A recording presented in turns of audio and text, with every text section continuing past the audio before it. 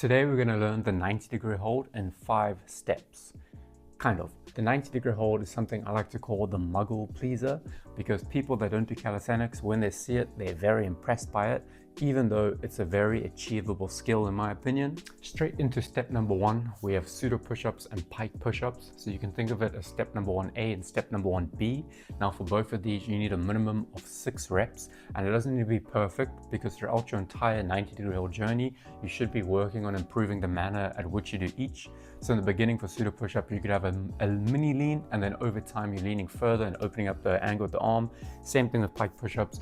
In the beginning, not much of your body weight can go over, and by the end you want your legs to be able to lift up off the floor. Step number 2, we have the tuck 90-degree hold. So we're trying to keep our body as compressed and short as possible, and we're going to try hold for 10 seconds or build up to a 10-second hold. Then that's going to be step 2A, and step 2B is the same thing, but we're going to work on elevating our hips so that they're higher than the shoulders. And for both of these steps, it's very important that you keep that 90-degree bend by the elbow. So if you're on the floor, it's going to be simple, but if you're on high parallettes, really focus on that, because it's really easy to sink into the shoulders and that angle from 90-degree closes. But when you do that, the strength requirement is going to be a lot less. Step number 3, we have the bent arm handstand. I'm moving through this nice and quickly, but obviously when you're actually doing this, you take your time, go at your own pace. But bent arm handstand, we're taking that elevated hip position and just extending the legs fully. Keep the tension throughout the body so you don't bend or arch at the back into that banana shape.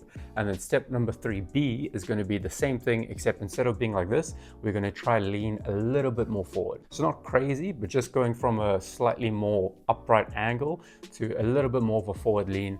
And both times we're also focusing on keeping that height and not letting ourselves sink too low. For this, 10 seconds is a bit much, so let's aim for a 6-second hold. Step number 4, now this is where the fun begins, we have the straddle 90. So step 4A is going to be straddle 90 negatives, and step 4B is going to be straddle 90 leans. And I want you to do both of these simultaneously. For the negatives, you're going to go into that bent arm handstand position, and I want you to split your legs as wide as you can, and then try control down as we enter the 90-degree hold. And it doesn't matter if you can't hold it there, obviously, but we're just trying to do the negative. And then for the leans, you're going to be splitting your legs as wide as you can. And then as you lean forward into that pseudo push-up position, we're going to see if we can lift our legs. If you're on parallettes, you don't have to worry too much about your hand position. Just obviously make sure they're equal or symmetrical. But when it comes to being on your floor, the further forward you lean, the more you need your hands to turn to the side. Otherwise, your wrists are going to be taking a load of strain. When you're in that bent arm position, you will be fingers forward. And then as you start coming down, your hands will shift outwards towards the side. And by the end, most likely, you can do it with your hands 180 degrees away from one another, but most likely you'd want to be with your fingers supinated almost, so facing backwards. Then also, it doesn't need to be perfect. Like when I started doing this, I'll try to put in some videos and they'll probably be very poor quality, so I apologize for that. But yeah, I had a horrible pike in my hips, and that's completely fine.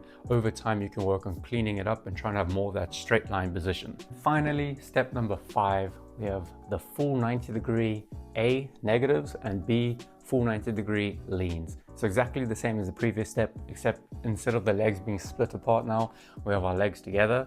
And like I said, also, it doesn't matter if you have a bit of a pike or it looks a little ugly. Over time, you can clean up the form. For me, negatives is probably what helped the most. And I also find it the easiest entry into the 90-degree, followed by the leans. And then once you can do those two, you can also play around with extending from the tuck position and all of that. But that's it, 90-degree hold in 5 steps, nice and easy. I hope it helps. Cheers.